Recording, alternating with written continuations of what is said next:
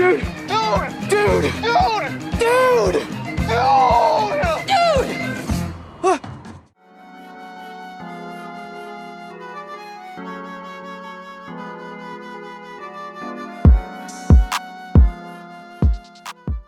What is up, everybody? This is the Fame City Podcast. Thank you so much for joining us today. I am PS Rocket. I'm here with Worth HTX once again. Fantastic Worth, having you here in the building in Fame City headquarters. That's kind of my unofficial name for this space that we occupy with posters on the wall. And Iron Man's right next to us. Iron Man's a War Machines, I should say. I want to bring up the sponsor, of course, for Fame City Podcast. One day I'm going to get that phrasing right. Yeah. PFK, Playing for Keeps, always coming through with the energy drinks. Thank you guys so much. You guys are awesome. They're so amazing. But let's get this cracking for sure. On this special occasion, let's get it cracking. Here we go. 3, 2, 1. Oh, yeah. Mine was more like a pop again. I want to get it close to the mic, but then I don't want to get it close to the mic. Greg Popovich. Gave him a shout out for some reason. He had the name. He had the word pop in his name. But. All right. Oh boy, man, we got to dive into this. Lord, if you notice, I'm wearing the same shirt that I was wearing when we discussed the trailer. Can you imagine? It wasn't even that long ago. We broke down the trailer, and we're just as hyped and excited back then when we saw it. It was unbelievable, and they hid so much more from that trailer. I want to go back and watch the trailer again because I'm like, what did they cut out? This is classic Marvel. Classic Marvel. Classic. So we went on Friday. Here we go. First of all, I want to get my little. I want to get on my soapbox here for a second. Let me try to clear this up for you. I don't like Thursday showings. No, and I know that's the real crowd, man. Yeah, I know we used to do it. Me, you, and a formidable gentleman used to go see the Thursday night showings. And I'm starting to think it's like Thursday is kind of frustrating in the sense that if you miss it, if we don't get that showing, it's another day you got to dodge spoilers. It's another day people know it, and it's another day they throw it on the internet, and you got to dodge it for the whole day. So I can't stay. Now, when it was like Thursday midnight showings, I'm okay with that. Yeah. That's technically still Friday. I'm okay with that. That's what they used to do. That's every movie that I used to like and see that came out on a Friday would come out literally on Friday, midnight Thursday, right? Yes, and that makes sense. And it's one showing. Yes, that's it. And you better get the ticket, man. And everybody in there was like the real fans. I mean, they were just, when the movie came on, they were quiet. Yes. When the scenes were funny, they would laugh and be quiet quickly so they could hear the rest. Yeah, you know what I mean? Exactly. But now, oh my God, there was a baby in hours. Yeah, now Thursdays start at like 4:30 and 6 o'clock, and there's a bunch of showings. So I don't want to say it's like Hollywood greed, and it's like, okay, they just want to get more money, but that's probably it. But anyway, that's a little side note. Yeah. So I say that to say that me, Worth, went to go see Spider-Man No Way Home on Friday. This was the Friday showing. In the place we usually go, it's that Regal Theater. You put it up on Instagram and Twitter and all that. So saw it, sat through, start to finish, 2.5 hours. My God. Felt like 1 hour. That's what I was going to say, Worth. Did that feel like 2.5 hours? Oh, my God. Not even close. It was the most well-paced movie I think I've ever sat through in the MCU, and that's saying something. Because I always thought that Infinity War and Endgame both were paced so wonderfully. Like, there was slow parts, but it didn't dabble too long on them. Now, I don't want to just jump into the whole. No, we're going to get into the scenes, scene by scene. No, go ahead. What do you feel? But they were even the slow parts of the movie.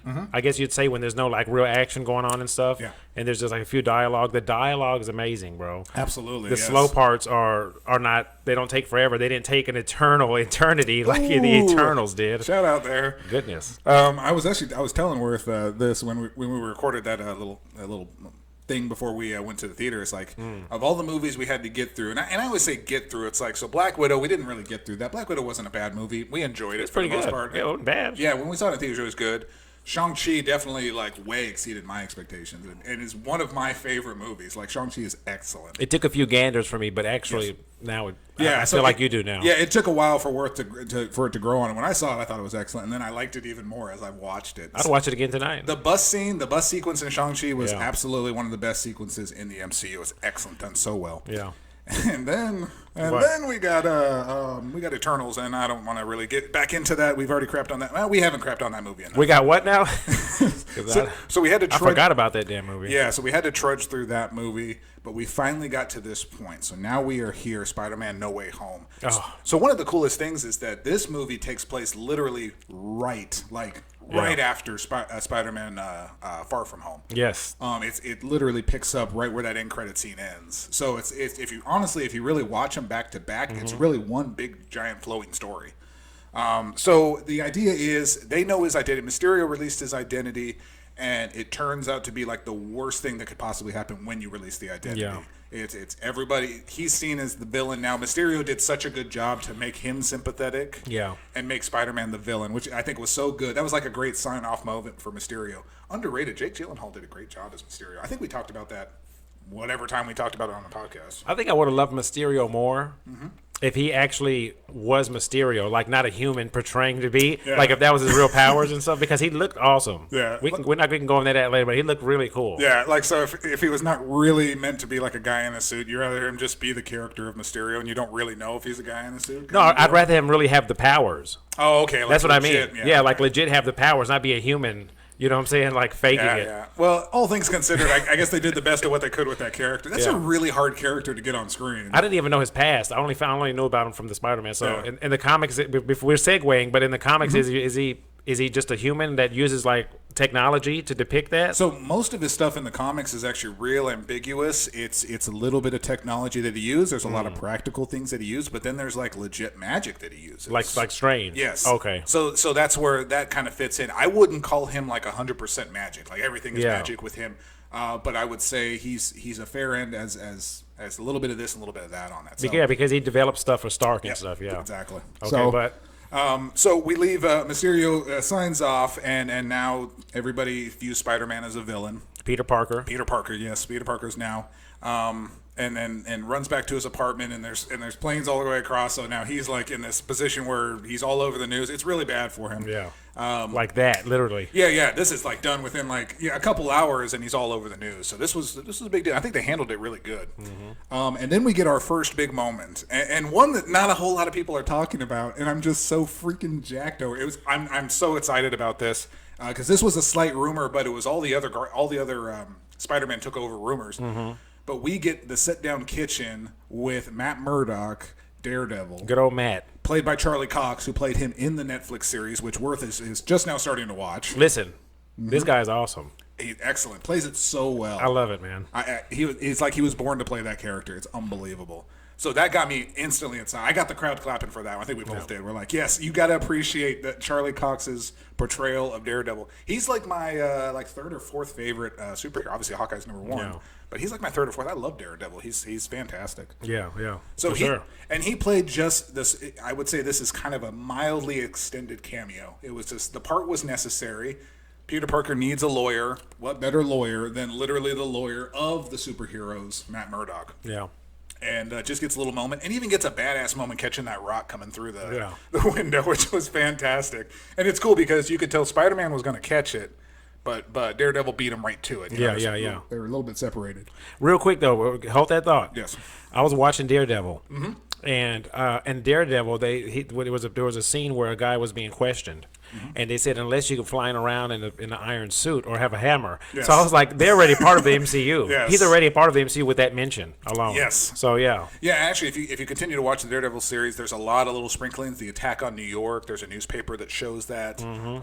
He mentions that in one of the seasons when he's purchasing a new apartment or a new office space, saying, "Oh, this we never rebuilt after the attack in New York." So yeah, I want to say like the Netflix series has really existed in the MCU, but they didn't really have they couldn't stretch out and try to grasp what you know, like any other show, like a Disney Plus show or the movies.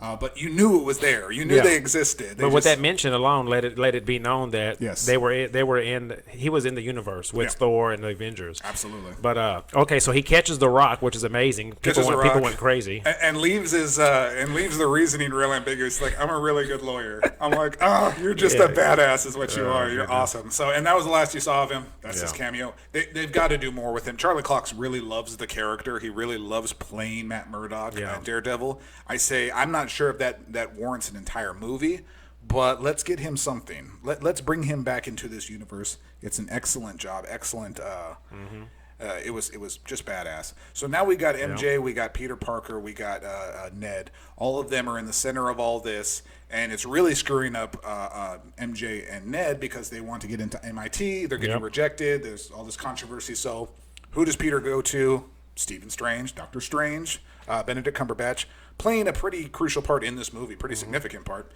He wants to get, he wants to have them pretty much erase the fact that, change this however it happened, or change it in the mind. So he doesn't have the time stone, which he mentioned that in there too. I don't know if you caught that. Well, Thanos destroyed it when he destroyed all the stones, remember? Oh, okay, yeah. So in that, so now we're getting into tricky timelines here, but yes. So yeah, that's right after it's oh yeah, yeah, that's what I'm saying. Well, it was destroyed. So anyway, so it's weird that Strange established that he's like, I don't have the time stone, which begs the question: who the hell has the time stone? I don't know. Maybe we'll get into that in another movie. But basically, he's going to have a fix. We're saying that, okay, I can't turn back time and not make this happen, but I can change basically everybody. Nobody will know who you were. Yeah, Wong said something to make him think, oh, I know a spell that can do something for you. Exactly.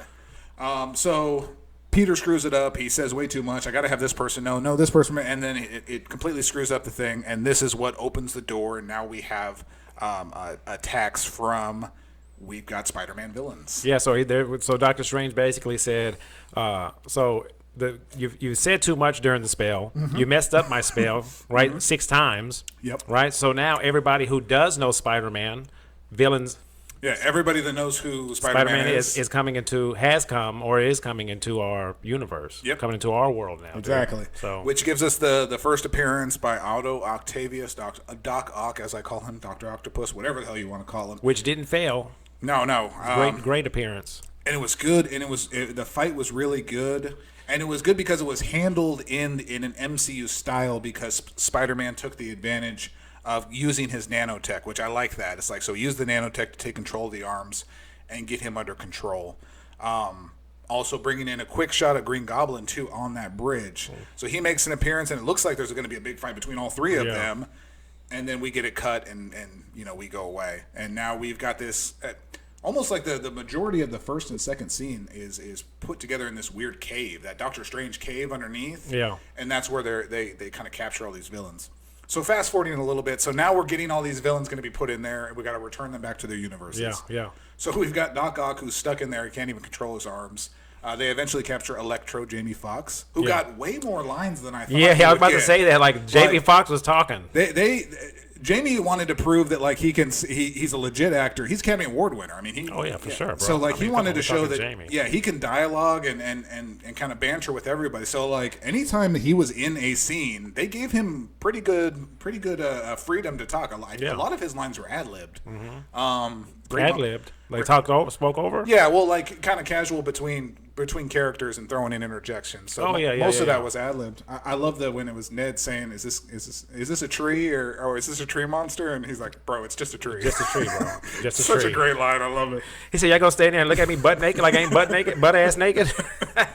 He was. You know what? I don't think. I haven't seen Amazing Spider-Man 2 in such a long time, but I don't think his character was really like that in that movie. So I think this is kind of another stab at Electro's character, and I think he did a great job. So yeah, shout out to Jamie Foxx. I think he did excellent. Without going too far into the film, just based on the characters alone, the villains that they played in the older Spider-Man movies, and what the MCU did with them now, they brought a down to earth level to these guys. Yeah, you know what I mean? Absolutely. Yeah, they weren't just all villainish type of stuff. Like they were like real people, real feelings. Yeah.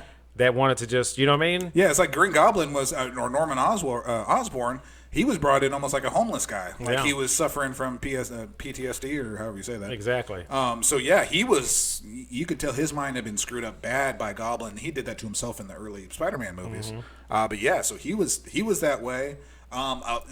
Flint Marko, who was Sandman, he just wanted to get home. He really even didn't have any quarrels with anybody. He just wanted to go home. So when Electro was introduced, because that's where we're getting at right about now, Electro, Spider-Man goes and looks for Electro. Yes. Doctor Strange gives him this type of device that it's like has a spell. It's like a scorpion sphere. It shoots him right into this chamber. Yeah. So they go and look for, when Sandman sees Spider-Man, Spider-Man says he doesn't know him. He said different Spider-Man. Yeah. He said something like that. But immediately he's helping Spider-Man. Like they're on the same side. I mean, you can see that these people are not actually bad. So so I can see how Peter's like, let me help these people. Yeah, and Flint Marko is a very good example of that because Flint Marko has a daughter, and even his story in the Spider-Man in the movie universe, his he didn't create himself. He didn't have nefarious things. He was created unfortunately, and then it kind of just messed with him, and that's how he became a villain. You got to watch where you fall. Yeah, that was great too. Yeah, ironically, he fell in a super collider, and Jamie Foxx fell into a bat of eels. He's like, "Gotta watch where you fall." That's so great. Only that line could really connect those two and say like, "Oh, that's an odd coincidence." They both fell into things. That'll do it. So so basically, at one point, we're about halfway through the movie now. It doesn't even feel like halfway through the movie. Damn, we're like we're moving. We're moving through. Yeah, we're like an hour in, and we've already made so much progress. But we've got Doc Ock, we've got Green Goblin, we've got Sandman, we got Lizard, which captured. Was awesome. Yeah, everyone captured, and we got Electro. So we've got our 5 main villains basically, secure. And which is a lot of people already. Yes. 5 villains, and they were legit characters. They were the same actors that played them in the universe. They were all represented perfectly. Beautiful. Like, it wasn't anything weird. Like it wasn't some random dude playing Electro. It wasn't some random guy playing. Like they got them all. Yeah. And they even digitally de-aged them, so they even look like they're still in that same universe. Exactly, which is great. So just great moment right there, and great dialogue between all of them. So Strange just wants to send them back. Yeah. And basically send them back, and they'll basically be killed because every one of them meet their fate. Yeah, they fighting all Spider-Man. Yeah, they all get killed by Spider-Man. And Spider-Man, obviously, the Tom Holland Spider-Man, being the good and upstanding person that he is, wants to save them. Mm-hmm. I think that's absolute straight Spider-Man too, and especially since he's not even familiar with all these villains. Like he doesn't know most of them. He doesn't know any of them. Yeah. So he makes the plan to trap Strange, which was that big sequence that they showed a lot in the trailers. And that sequence was more of just kind of a transition. I mean, it was cool to show off, and it was showing off all the powers that Strange has. Mm-hmm. But it was kind of a long way of just trying to get Strange out of the picture for a little bit. Yeah. So Spider-Man can get to work. But you can see how in that scene, that Strange knew what he could do to actual Spider-Man. Yes. But he doesn't want to hurt him or nothing. He's just opening portals and doing stuff and messing with him. Right. You know what I mean? And anytime a character is just staring at you with your arms crossed, you know that he can overpower you. He's choosing not to. Yeah, man. So yes. Believe me, I'm picking Strange over Spider-Man in a one-on-one, 1v1 battle. Every day. So basically, they get Strange out of the picture. Yeah. They stick him in some weird universe, or they get rid of him. He was in the mirror. The mirror dimension, or however he said. Which for a long time. He said hanging over the Grand Canyon for half an hour or something like 12 that. 12 hours. It reminded me of Loki when he says, "I've been falling." So great. That's one of my favorite lines from that movie. Yeah. So now this is Peter going to do, getting everybody back to, I guess, Hogan's apartment. This is Happy Hogan's apartment. Yeah.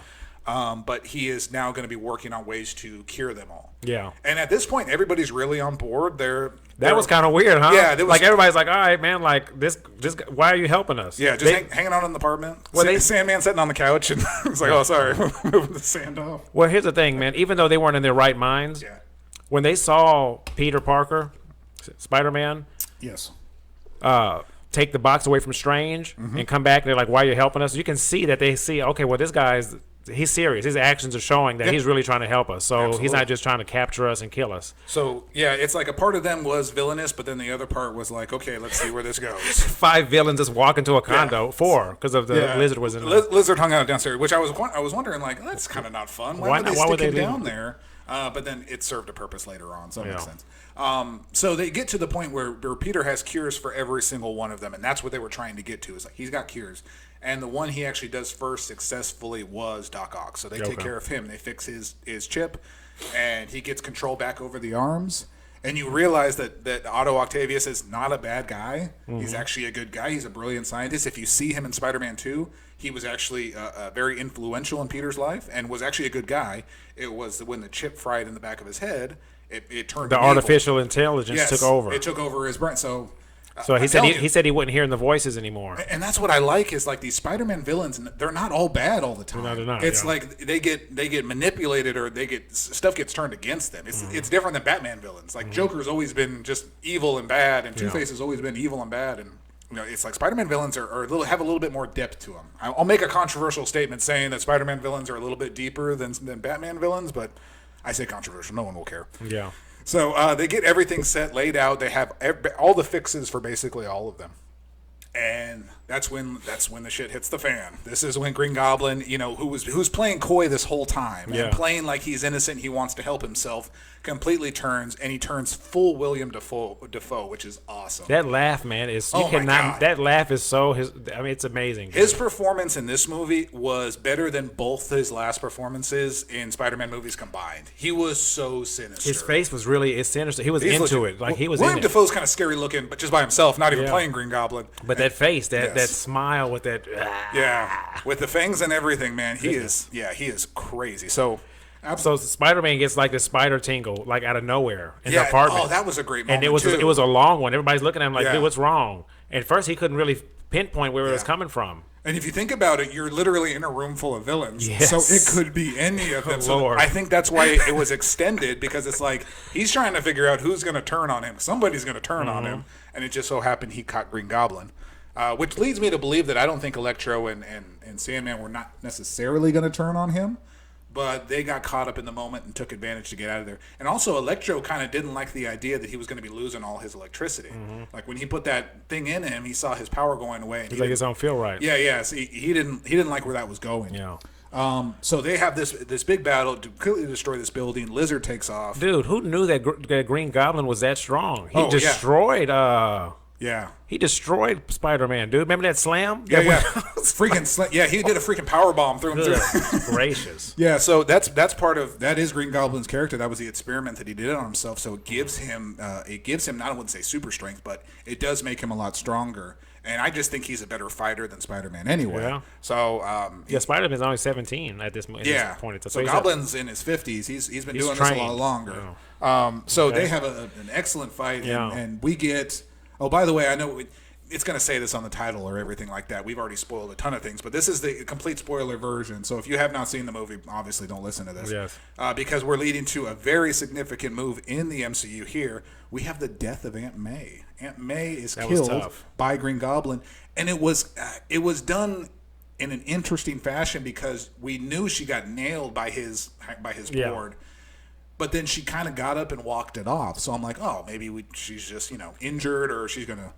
But she was bleeding profusely. Yeah, and she lays down and she does it. I'm like, oh God, don't let her stop breathing. Like, don't do this. And it was kind of weird because she broke out the "with great power comes great responsibility" line. Man. And I was like, oh boy, that's a red flag. Like, you might as well have skull and crossbones over yourself because that's dangerous. That's what Uncle Ben said before he was killed. When he said that phrase, a few people were like, I already know. Yeah, that's a bad sign because that's what you want to leave him with. So, unfortunately, she was killed. I think she served her purpose. She was in several MCU movies. So, all the Spider-Man movies. She was in Civil War. I think this was bound to happen, man. Yeah. Because that would happen in every movie. Yeah. Unfortunately, that's somebody how it goes. important died in his life. So so we kind of leave Spider-Man like that, and he's completely distraught. And then we catch up with, and this is where it freaking started the third act. This is where it freaking takes off. So it was excellent up until this point. Like, well, don't skip the part that Happy pulled up and knew that his baby his baby was gone. Yeah, in connection to that scene, yes, that was, and they showed that in the trailer, and I didn't know where that part was going to be. I was like, I don't know what he's so concerned looking at. But yeah, you. It's a great shot because it's him pulling up, and then you see his perspective, and you see him holding Spider-Man. Yeah, Spider-Man holding that man. You know that. Yeah, that's it. And they have built a relationship over the last. Yeah, they've been dating. Movies. Yeah, so it's like it wasn't cheap. Like Happy really felt that. Yeah, oh yeah. And then you catch him at the end, but we'll get to that. And then what happens next in that in what is that? In his living room, Peter's friend's living room. Yeah, so this is Ned's living room. It's obviously his mom's house.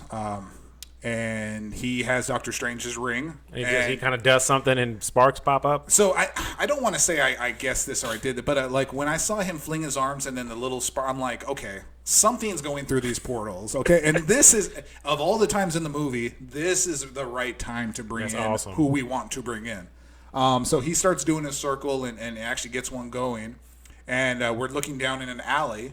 and they see Spider-Man eyes and the suit and everything. And I looked and I'm like, those eyes look way too big. And this the shape of the Yeah. he looked bigger than Tom Holland, Yeah. more muscular. Yeah, so I'm like, that frame doesn't work. I said, that cannot be the Tom Holland.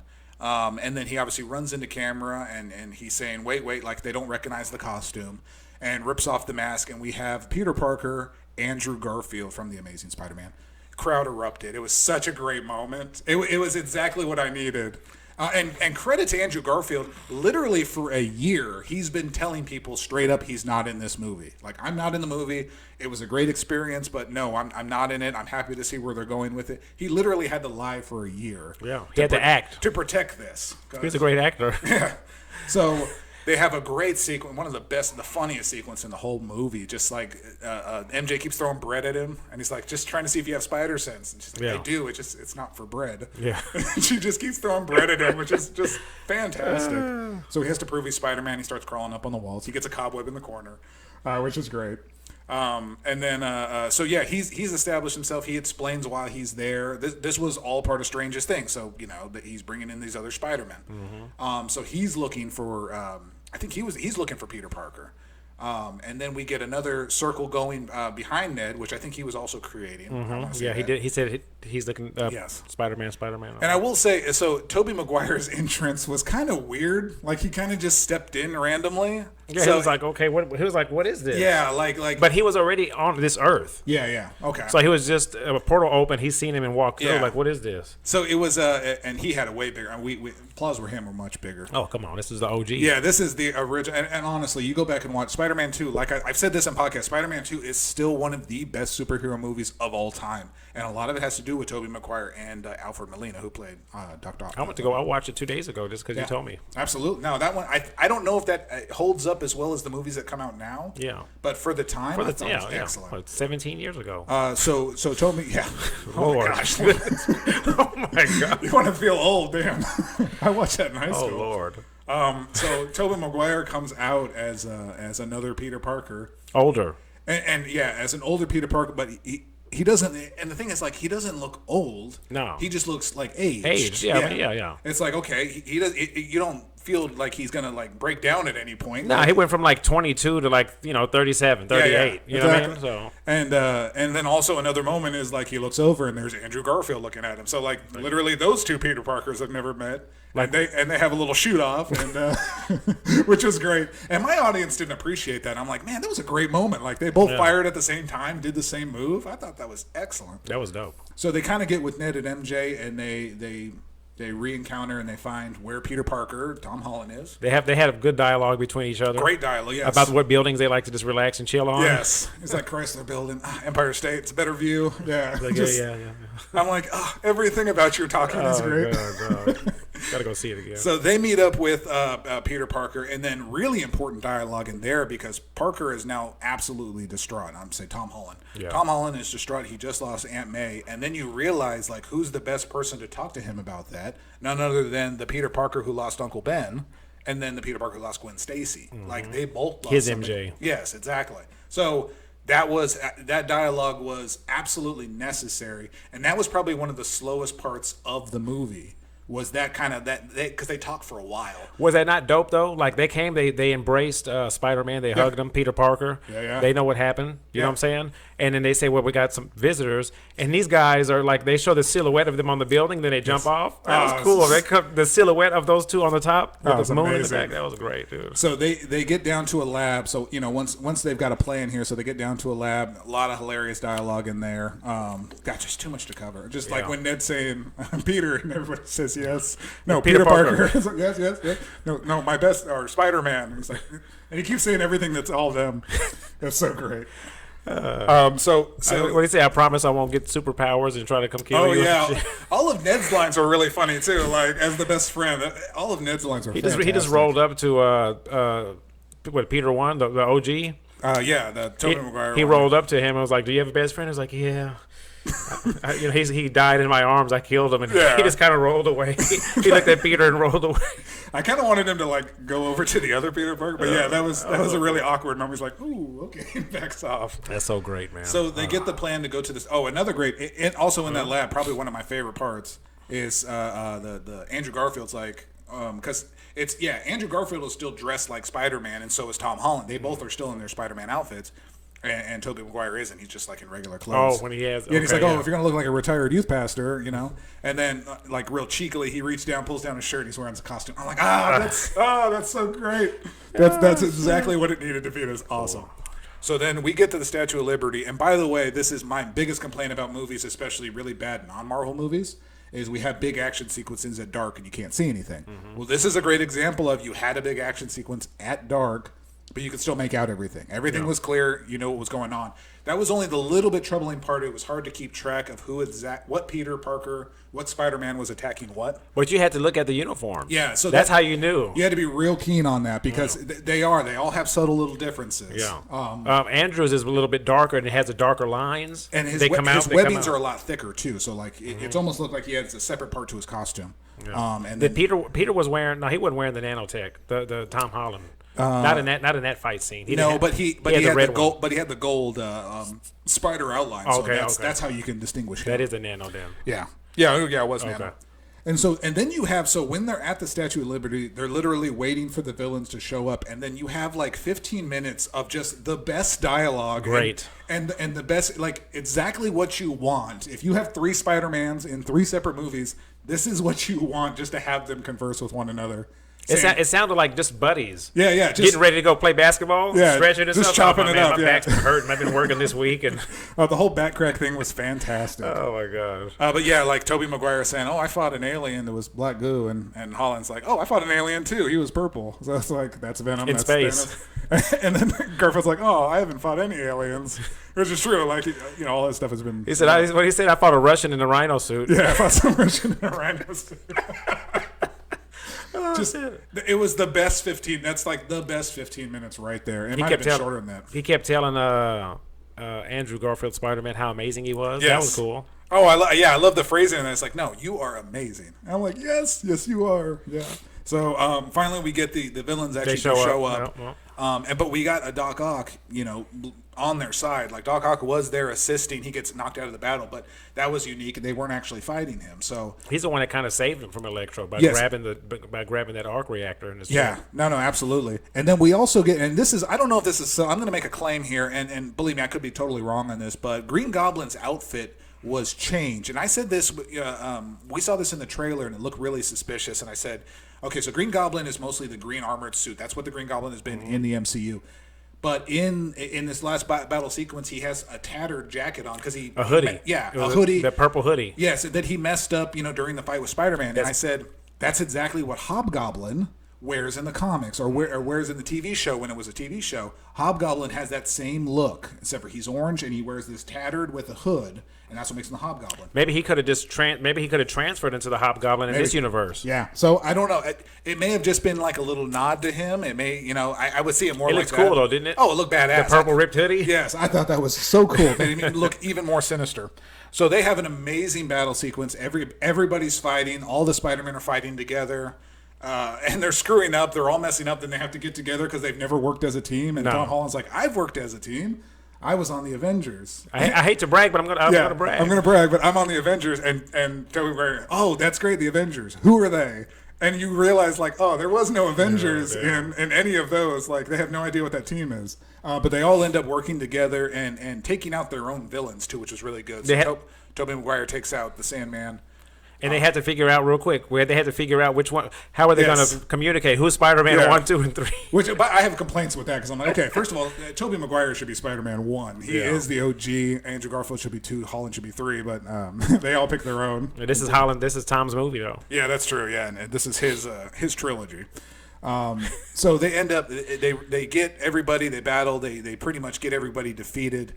Turn Sandman back to normal. Get Dr. Connors, the lizard, back to normal. And Jamie, get Jamie, yes, who has a great dialogue with Andrew Garfield, and drops the line. This is what me and Worth were talking about before we started recording. Yeah, he's like, I thought you were black, and I just really wanted a black Spider-Man.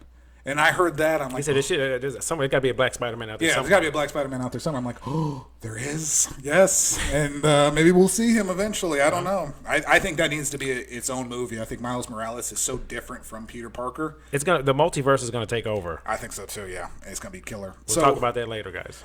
We get a little tease, like Green Goblin does get defeated, and Tom Holland is about to kill him, and then Tobey Maguire stops him. Well, we get the big scene before that, where Andrew saves MJ. Oh yes, don't forget about that. That was one of my favorite. Yes. And that got really big applause when that happened too. And just the story Second behind chance. it. Yeah, the story behind it was so great because Tom Holland is just like the trailer showed. He's going to save MJ. She falls, and Green Goblin intercepts him. So now she's just free falling. Andrew Garfield hauls ass, goes down there, saves him. Saves her, catches her, and he's really emotional. Yeah. And it's harkened back to Amazing Spider-Man 2. Like, he didn't get a chance to save Gwen Stacy. She passed away. So in a sense that he did save her, though, in this universe. So yeah, that's so there crazy. you go. So I thought that was one, because it was weird when it started to happen, because I'm like, well, I guess they just picked one Peter Parker to save her, but it was real important who they picked. So I thought that was an excellent part. Yeah, But Strange comes back in the picture, too. Remember the portal? Portal opens? in the midst of this battle, he comes back in here. Finally. Yeah, like, where the hell have you been? By the way, we're fighting people. And then he takes a look at what Peter's been doing. Yes. He's saving people that actually works. So now we get a big issue. There's cracks in the multiverse, and everything is falling apart. I don't know if we want to get into. So it's all these figures that are in this multiverse. They're all outlined, and if you get a freeze frame on it, maybe you can make out. There's one holding a staff that you can kind of try to at least one. Then there's one that has a head that pops up like a snake. Yeah. So I would say Marvel never puts anything on the screen unless it means something. Like, they're at the point now where they have stupid people like us that are going to break down every frame and wanting to know, like, what leads to what. But that looked dope, though. Like, the way it just ripped. Yeah. It literally just ripped like a piece of paper looking, you know. And then how he put it back, he's throwing out all his magic and really sealing it, almost like he's like sealing it like a pen in a thread. It's really awesome. And so he goes back to Strange and he says, how we can fix everything is I want everybody basically the original spell. Yeah. I need them to forget everything. And Strange telling, hey man, it doesn't work like that. You're gonna be forgotten. Yeah. You know what I mean? So everybody, whoever knew you or you loved, it will never know who you are. So he gets his time and gets his moment, goes down to MJ and says, I'm gonna find you and I'm gonna tell you everything about. And says his goodbyes. Really emotional, really sad ending. Like, that's terrible how that has to go. Yeah. But he does the spell and then it kind of cuts dramatically from there. And then we knew, like, when he was visiting Aunt May's grave, that was shortly after. And everybody goes back, by the way. So they all so they don't dust, which is kind of fun. That's what I thought. Yeah. They don't really dust. They kind of they glow and disappear. Well, Spider-Man. Oh my God, I just brain fart. But with the first Spider-Man, Tobey Maguire. Tobey Maguire gets stabbed. Yes, he does. That was like, oh, shit. Which was like a little, and that really freaked me out because I'm like, no, don't kill him. Don't kill him in this universe. Please, like, we just got him. Don't kill him. Like, I want to at least hope there's an opportunity he can come back. Hopefully. But yeah, so it ended up kind of just being a tease. I didn't think it was super necessary, but it was kind of a scary moment. Maybe that's what they made it for. The hug was awesome too between all three. Oh, the three Spider-Men, yes. I really want them to do. I was looking for them to do the meme, the Spider-Man meme, where it's the three Spider-Man pointing at one another. You'll put it up here and show it. That's one of my favorite memes. Is all the three Spider-Men pointing at one another. I really wanted them to do that somewhere in the movie, but I don't think they did. But yeah, they hugged at the end, and then they go back to their universe. Everybody goes back to their own universe, and then it flash forwards to Aunt May visiting, and then Happy Hogan comes by, and I completely forget that Happy Hogan doesn't know Spider-Man. So he's like, "Did you know her?" And that was a trip. How'd you know her? Yeah, how'd you know her? I'm like, "What do you mean? How'd you know? That was like you two. You were in the past two movies together." And then you realize, yeah, that's what the spell is. He said that he knew her through Spider-Man, and then he said he knew that's how he knew her too through Spider-Man. So is he not Spider-Man? I don't know. That was a weird connection line there. Yeah, he's like, I knew her through Spider-Man. I knew her. I'm like, okay, can y'all put two and two together there? Yeah, that was kind of odd, but hey, whatever. So tough, we get Spider-Man now moving back into a singles apartment, one room, like a studio apartment in New York. Yeah, as a kid still. Yeah, just kind of doing his own thing. Very similar to the Tobey Maguire. Like when he moved out, he was in that crappy apartment. And kind of a start over. He runs back into MJ and has an opportunity to tell her kind of everything, but decides to leave it. And then we close out the movie with him in a brand new suit, really shiny suit. Yeah, that's the PlayStation suit, man, from the game. It might be. I don't know. I'd have to take a closer look. That was a really cool suit, though. It was super shiny, like very like you're not gonna miss it. I promise you. So the thing about that particular after the spell had happened, people still know who Spider-Man is, right? So he's going out. They just don't know his identity that he's Peter Parker. Okay, so he's out there, and I mean he's still, like you said, still fighting crime. Andrew Garfield, I think he said even after that his MJ died. The way that he could feel better about himself was to continue to be the neighborhood Spider-Man. So this Tom Holland pulls out a cell phone, highly gets a police scanner, and he's out there doing what he's got to do. Yeah, I think that's the continuation. Is he's not going to stop being Spider-Man. He's going to continue doing it, and per advice from Andrew Garfield. This is what I've read of what I heard from some people say here on Twitter. Okay. Which is a reliable source. Which is the most reliable source. Just any Twitter egg that shows up. So one person said, and I was like, "Damn!" I took that's a great perspective. Okay. That Spider-Man MCU, Tom Holland, 1, 2, and 3 that we just got was basically his origin story. All 3 movies were just a really long origin story. Yeah. Now he becomes the Spider-Man, not just MCU Spider-Man. You know what I mean? Okay. He's going to be the Spider-Man who was MCU, who was outside MCU. Yeah. Because we right now embodies all of Spider-Man in all of his forms. Exactly. Okay. And we'll check this out though. That was the end of the movie. Yes. Talk about those end scene credits, brother. After. So we got the mid credits scene. So this is how Marvel does it: mid credit, end credit. What I've noticed is like the mid always has something to do with the bigger picture, and then the end has something to do with that particular character. And I use the example of Shang-Chi. So Shang-Chi, the ending was the rings and Captain Marvel and Bruce Banner looking at it, and they don't understand it. It's like and it's part of their universe. And then the ending was more about the sister and building back up the 10 rings. Yeah. So I say the middle has to do with the overarching, the end has to do with the main story. Now this one actually only had a mid-credit scene. That was it. And we get. Why would you say that? Well, because I would say the post-credit, the very end, was more just a glorified trailer for Doctor Strange. And but I mean, we can't. But they have to. Doctor Strange was in this movie. Yeah. They've broken to the multiverse. Yeah. There has to be some continuation of that. Right. I think it was a good handoff to now going to the Doctor Strange, because all the mess they just made now they need to fix that. It's completely different, like Star Fox's appearance, and then Black Knight and Blade. Like those are two different, And don't say Blade. He wasn't in the fucking movie, okay? Well, they said sorry, I don't was. mean to cuss, but yeah, we had to look it up to find out he was Blade. I hate they say that. They keep calling it Blade's cameo. That wasn't a cameo. No, it wasn't a cameo. You recorded his voice on a phone. You have to be in it to have a cameo. I know. Yeah. Anywho. Okay, so we get our mid-credit scene, and we have Eddie Brock in Mexico. Making it painfully obvious he's in Mexico because his hat says Mexico. Like they really wanted to stick it. He's in Mexico. Well, at the end of the Venom 2. Yeah, well, he flashed and ended up in a Mexican hotel. I guess they wanted to make sure the audience knew he's still in Mexico, because also at the end he said he was going to go get Spider-Man, so they wanted to make sure that they didn't that Venom's not in New York. So he's in Mexico. He's starting to ask questions about the MCU. Who's the guy in the flying suit? Who's the green guy? He was saying, like, so you're telling me this world is full of superheroes? Yes, and completely different from the universe he was in. And Thanos with the stones. Somebody with the stone and a gauntlet and everything. And so you're like, okay, well, this is building towards, he's going to go after. He's getting some information. And then he disappears just like all of them. Because Strange pushed his back. So it's like, okay. So it leads me to believe that this Tom Hardy, this version of Venom, is probably not going to interact with that Peter Parker. I think he's going back to his universe where that Peter Parker doesn't exist. And that's it. So they send him back. Eddie goes back into his own, but he leaves a chunk of his venom, his goo, that grows an arm and then, moves. So this is where I'm thinking this all goes. One, I thought that was a very mild mid-credit scene, just personally. I don't want to see any more of Eddie Brock and Tom Hardy. Like, I've already seen 2 crappy movies with them. I didn't want to see any more.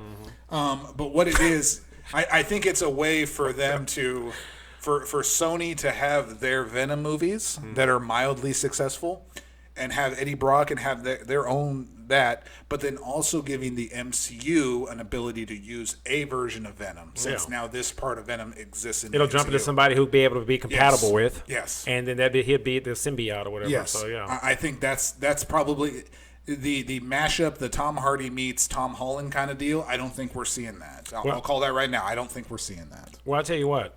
That means they're going to have to recast somebody to play Venom in this universe. Yeah. Or that piece of goo Yes. finds Spider-Man, goes into him, and he becomes some type of spider. And we Venom. become the Spider-Man symbiote, which is in the comics, and it's a Oh. badass version of For real? Spider-Man. Yes. That's a real thing? That's a black suit Spider-Man. Every time I mention a character, we always look at this. Does that Spider-Man have breasts? No, that's the Miles Morales. Oh, that look like Yes. breasts on that photo. Don't worry about him. I'll have to bring up a picture. Well, if you bring up a picture, if you find it, yes, symbiote Spider-Man. There's a ton of different Spider-Mans if you look. Spider-Man has a lot of different versions. It's a lot of different people. Just for the record. Yes. I've said it before in the last podcast. I'll say it again, guys. Yep. I am the biggest fan Yes. of Unitit. Yeah. I'm the biggest fan of Unitit, bro. I don't know what the power is, but seduction.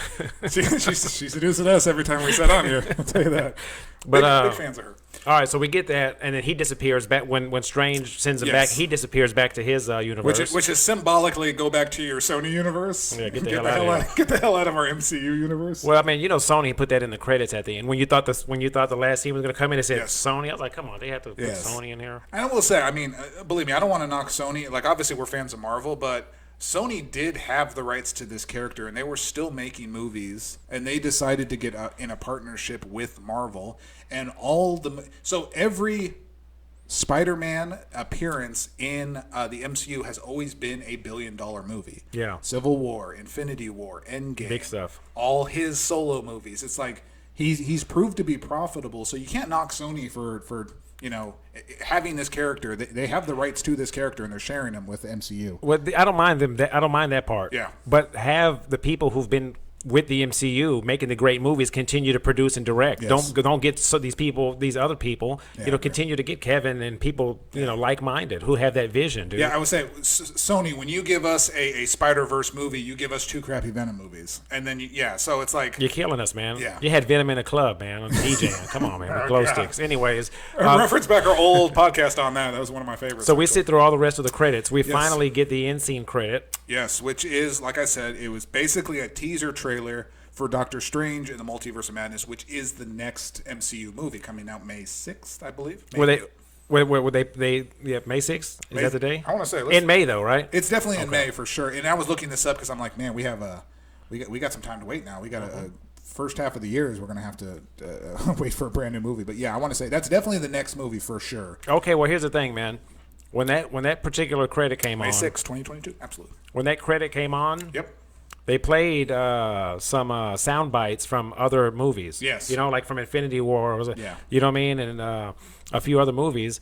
Don't cast that spell and all that stuff, or be careful what you wish for. There was no other Parker. way. Yeah, there was no other way. Before he does. Yeah. So, and then what do we get into? Doctor Strange going to go find Scarlet Witch, who's going to be I hope make a very significant part to this movie, and I think it's necessary. So we get pretty much all of the main Doctor Strange characters that we've known from his movies. Wong's going to be back. Rachel McAdams is coming back as Dr. Palmer, which is great. That was his love interest. That character wasn't really fully explored anyway, so I'm like, okay, let's give her another shot at it. We've got Mordo coming back. I don't know how to say that actor's name. Nobody knows how to say that actor's name. But he's going to come back. He's probably going to be the big main villain because he did turn at the end of Doctor Strange movie. I know it's hard to think of, but like that movie came out in 2016. That was forever ago when we saw Doctor Strange. Damn, we should have got a 2 by now. And then we got another character playing American Chavez. Do you know who American Chavez is? That sounds like maybe a Mexican wrestler who is a legal immigrant. You're not terribly far off. It's pretty close actually. She is right here, smack dab in the middle. That is American Chavez. Oh my gosh, she's got Daisy Dukes. Yeah, she looks good in certain comics. She's thick. How do you know she's in the movie? You seen her in there in the trailer? So they announced her. They announced the casting of her. Oh. Now that's what I was getting at. Is I didn't. Maybe I have to go watch it again. I didn't see her anywhere. But I don't know how they're going to portray her. I don't know if she's going to have the American flag and all that. Does she got powers or what? Yeah, so American Chavez is she's important in the sense that she's like a Captain Marvel. That's probably the best reference for her. I don't think she flies. Or they give her the power of flight. I don't know if they'll give her flight. Yeah. But she's incredibly strong, but she's good. She unfortunately she kind of checks the diversity box of Marvel characters. This is probably why they're bringing her in. Okay. I think her most recent iteration of her, she's a lesbian. So she's Latin, she's a lesbian, Boom, boom, boom. That's perfect. That's exactly what Marvel wants to put on the And screen. her first name is American. And her first name's American. So there you go. There you go. Marvel thinks we want to see those characters. Why not? I don't care. But that's going to be her inclusion. So I don't know what significance she's going to play. I also think she's going to appear in Disney Plus series. Okay. So she could be one of those characters. Okay, so Doctor Strange runs into Scarlet. Yes. They get to talking. He's asking her what she knows about. She thinks he's coming after her, but for what she did in the little town, right? In Westview, In the old Westview. He said, "Listen, From man." WandaVision. He's like, "This is bigger than that. Yes. What do you know about the multiverse?" Yep. And maybe she might know something. You know what I'm saying? She's very powerful. They don't really go into how powerful she is. They did in the Disney Plus series, but she's more powerful than that. That was just the power that she's able to do. Yeah, so you know what I mean? I don't think they've really even tapped what her full abilities Exactly. are, and I think this would be a great opportunity to do so. She could have beat Thanos, but she could have beat Thanos. She was emotional because Thanos killed Vision, so she was a little bit emotional at the moment. from me. It's a great moment, by the way. There was nothing like that. I don't even know. I don't even know who you are. Who you are. Get your ass out of my face. That's a girl. great meme too. So I guess the idea also behind this is this Doctor Strange Multiverse of Madness. He's continuing research and looking for the Time Stone. So Is that what he's doing? yes. So I don't want to beat a dead horse and be like, okay, are these movies back again about the Infinity Stones? We literally just had 25 movies about Infinity Stones. But I think the Time Stone plays such a crucial part with Doctor Strange and is really a big part of his character. So I think, if anything, if you're going to continue this pursuit of Infinity Stones, I think this is He's the the right keeper thing of to the do. stone, man. Right. Maybe the stone may have something to do with having to protect the multiverse. You know what I'm saying? Yeah, But at the absolutely. same time, they bring back, one of the guys from the Sanctum, the black dude, the one who took the powers away from So that is Carl Mordo. Yes. Okay, yeah. That's the guy I was talking about. So they bring him back.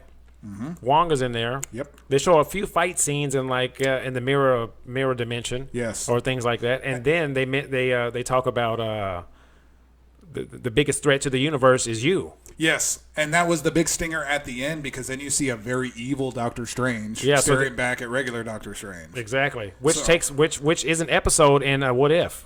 Oh, was it? Yeah. So I never got around to watching that. Yeah. So there's an episode in What If where Doctor Strange meets his evil self, but the evil self is way more powerful. Oh, wow. So and then he said things are about to get out of hand. What did he say?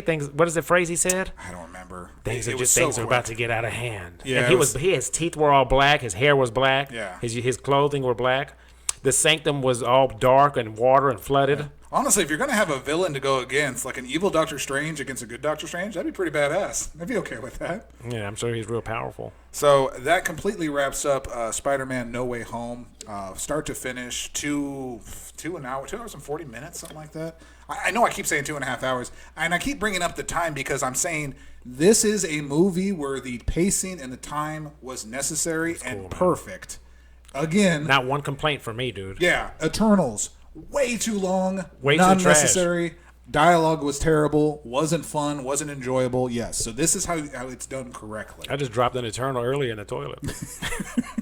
Fantastic. It was 2 hours and 40 minutes. It absolutely smashed it at the box office. 587 million. At the time of this recording, it's probably more. Obviously, it's more than that. But yeah, 587. It's the golly. second biggest opening of all time. So in a few days, we might hit a bill. They might, because I ain't getting none of the money. No, we're not. We don't get a dollar. We might hit a We bill. can rave about it all day, but we're not getting a dollar. I feel like I'm part of the MCU. That's why I say that, guys. I feel like Fame City Podcast has done its part.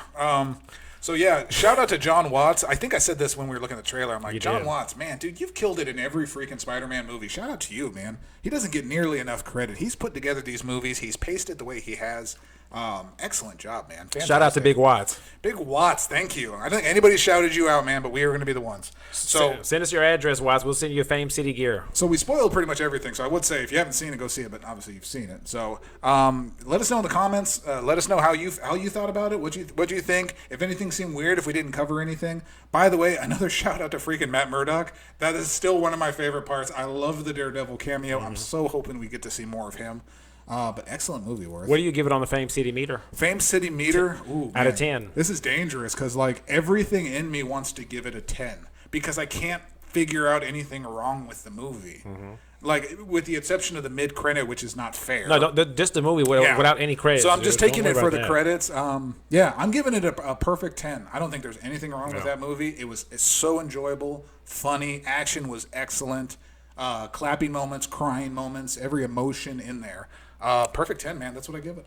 I'm gonna have to second that with a perfect 10. Ooh. We don't really agree on things. I mean, Yeah. we're close. Yeah, we yeah, get yeah. close a lot, but 10 out of 10 on the Fame City meter, guys. A perfect 20. Write Yeah. it down. Keep your scorecards available. Perfect 20 on the Fame City meter. I'm sure it's still like at about 100 at Rotten, right? I think it came down to about a 94, 95, something like That's that. bull. Which is like it's the second highest rated MCU movie, just behind Black Panther, who actually has a 96. I just So saw that last night too. What a great movie! Oh, I really need to rewatch that again. Yes. Because you know what? I have complaints, and I always felt it was overrated. I need to get a free watching of that and say, okay, No, maybe man. I missed something in this. it was really great. Yeah. Okay. Anywho. I need to watch it again.